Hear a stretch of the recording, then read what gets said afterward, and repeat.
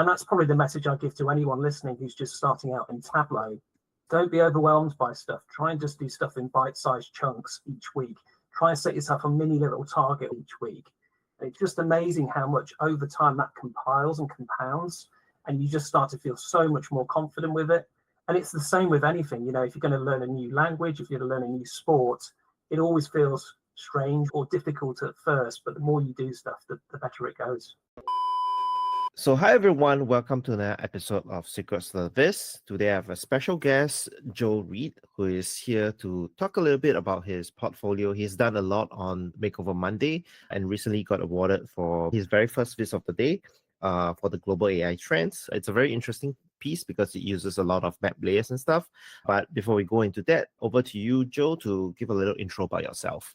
Well, first of all, thanks, Lewis, for inviting me onto the show. But yes, my name is Joel Reed. I'm based in the United Kingdom, a very nice part of the United Kingdom called the West Midlands. I'm a data professional, and I've come into data from a different angle, really. I started off life in marketing before I came into data, spent several years working for lots of different companies in the UK. I was a developer before that, so I've kind of got that blend of developer, marketing, sort of eye for design, and then I started to pivot into data probably about 3 or 4 years ago.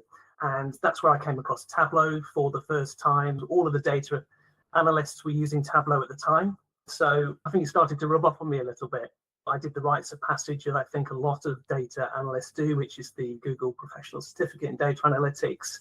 That exposed me to Tableau further. And that was the first time that I jumped into Tableau Public for the first time. And I was just completely blown away. I was expecting to see all these kind of business dashboards, but what I actually found was there was all these amazing kind of designs that people were putting in, everything from TV shows to sport to education. There was everything on show. It was this perfect kind of blend of data and design. I was sort of hooked from there on in, really. That's really interesting. So you said that you come from a marketing history. It's always interesting to see how people pivot from different industries or skill sets to come to data. What was it about data that attracted you to pivot in your career? Lewis, to be honest with you, it was one of these things that kind of cascaded with marketing as well. There's a lot of crossover with data anyway. We're constantly doing A/B testing. We're working with customer segmentation. We're seeing how campaigns are going, how they're performing, tweaking things, analyzing things. So data came quite naturally.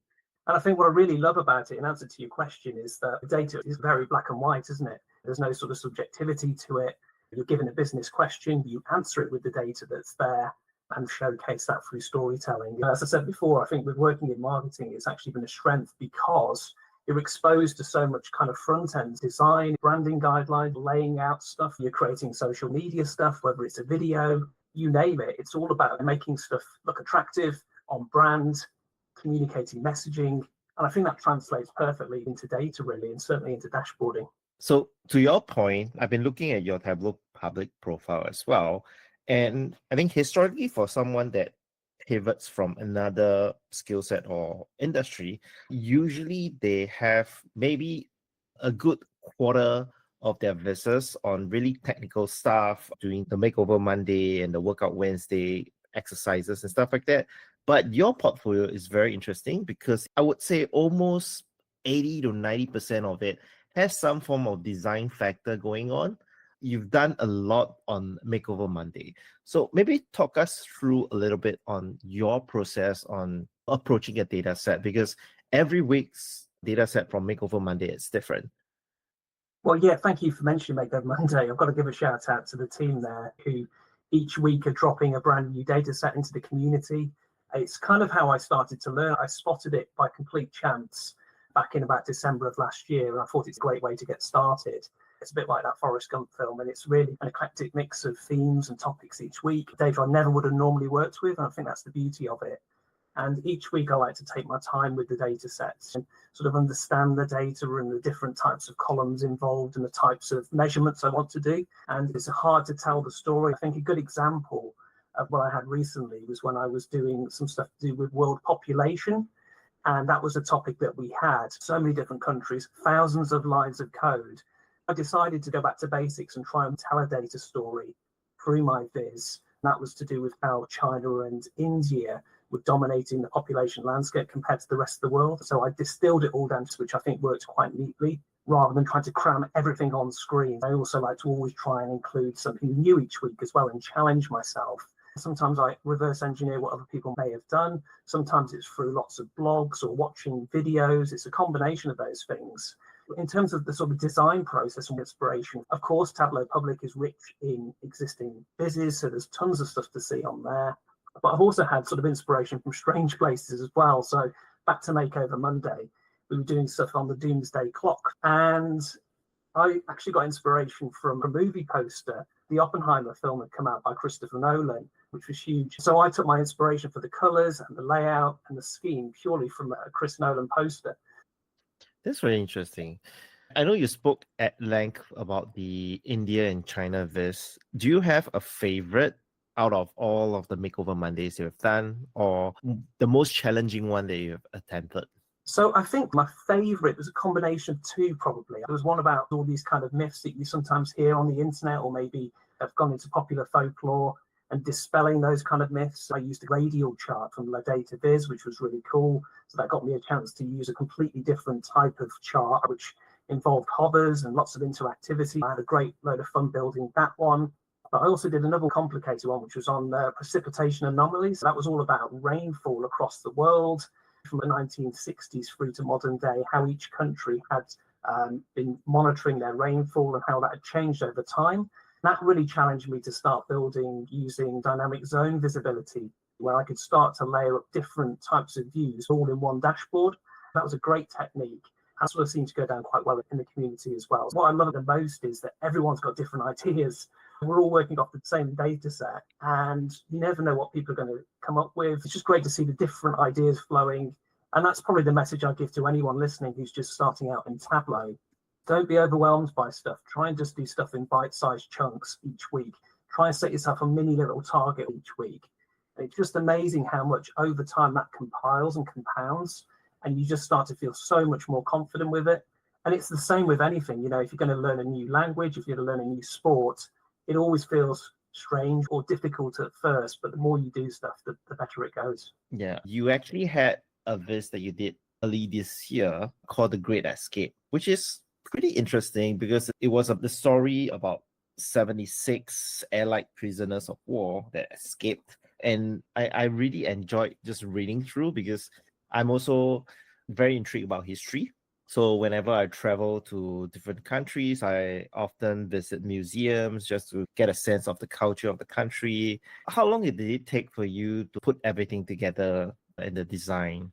Well, first of all, thanks obviously for your comments about the viz. It's a bit of a passion project of mine. I know in the Tableau community, maybe have a favourite TV series or a favourite band, maybe a favourite singer, and they tend to go off and do their own stuff. But for me, it was a great opportunity to exercise my interest in history. And as we know, The Great Escape was kind of immortalised in the film with Steve McQueen, and that's what most people remember from the 1960s. It's very big in the UK. It tends to be on most TV stations over Christmas. I wanted to get into the story and find out more about, as you say, over 200 Allied airmen who were trying to escape from this prisoner of war camp in what is now Poland, and had this extraordinary idea about digging out underneath the base and escaping to neutral territories. I think in the film it's kind of made light a little bit, given a bit of Hollywood razzmatazz, but actually this was dangerous stuff and they were risking their lives to do this. And it just kind of felt like a great kind of project to do. And I used to work in higher education, which meant I was working in lots of universities and I was building e-learning objects. And this is a little bit similar, where it's a combination, I would say, of data, but also e-learning.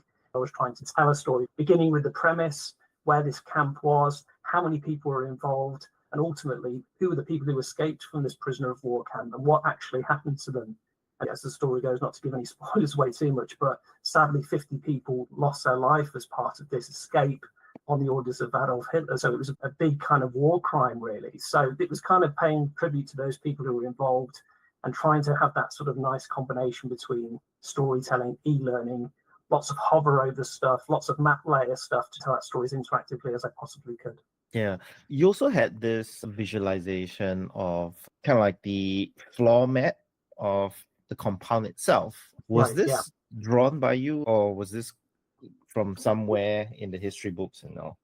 It was. I found it was almost like a kind of pencil drawing. There was a lot of bringing data sources together for this one. I was reading books watching documentaries on YouTube and trying to glean all of the facts and bring a sort of data set together. There was at least 8 different data sets that I combined to tell that story. But the one you're referring to is the actual camp layout, and that was a pencil drawing done back in the 40s or 50s, which I then took into Photoshop and then kind of built on. So all the stuff, all the colors you can see, I've layered up on top of that from a black and white canvas, essentially. That's amazing. It always intrigues me because any history like this, there is so many materials to go through, and condense it to make sense for your readers takes a lot of finesse in just identifying what are the things to leave out and what are the things to include. How long did it take you to finish up this viz? This isn't sort of a project that I did over the course of an evening. It would have been great if I could, but it was certainly, it was a good couple of weeks for this one, from the research into the project to understand who was involved, to understand what story I wanted to tell, how I might break it down, all of the kind of illustrations, the interactivity, as I mentioned. I also created some custom maps as part of that for the first time. So that was a good learning curve for me, where you can compare the camp where it is today in modern day, which is in Poland. And then there was also a map of the sort of German and how far they'd spread into Europe in the 1940s. So that allowed people to jump between the 2 different views, and also see the prisoners who were directly involved and see what happened to them towards the bottom, the list of casualties and all that kind of stuff. So I wanted to go through, as I say, sort of the camp first of all, the premise behind the escape, how they started to plan that escape, which is the drawing you referred to, and where they dug out, which huts they used to dig underneath the fences. I then gave a bit of a breakdown into kind of what it looked like underneath the ground, which wasn't very glamorous. 60 feet below the earth, there wasn't much light, and they were digging in dangerous conditions. So yeah, there was a lot of work that went into that one, but it was a great project to be part of. Yeah, it's amazing work. Do you have something that you're working on that you want to tease the audience a little bit? Yeah, I've been thinking about what the next project's going to be on the side, and I'm very much into kind of running and fitness. So one of the things I was watching recently on the TV and couldn't get away from it was the World Athletics Championship. It took place in Tokyo, which was great for Tokyo because they had the Olympic Games a couple of years ago, but then COVID hit. And so no one could actually be in the stadium to watch all these athletes doing their thing. This time round, they got to watch all of these fantastic athletes at the peak of their powers. You had Mondo Duplantis, who managed to get a world record in the high jump, and all these kind of highlights. And so my next viz, I think, is going to be a little bit around that, some form of an athletics-focused deep dive into that kind of data and telling that story. That sounds really interesting. I'm looking forward to that.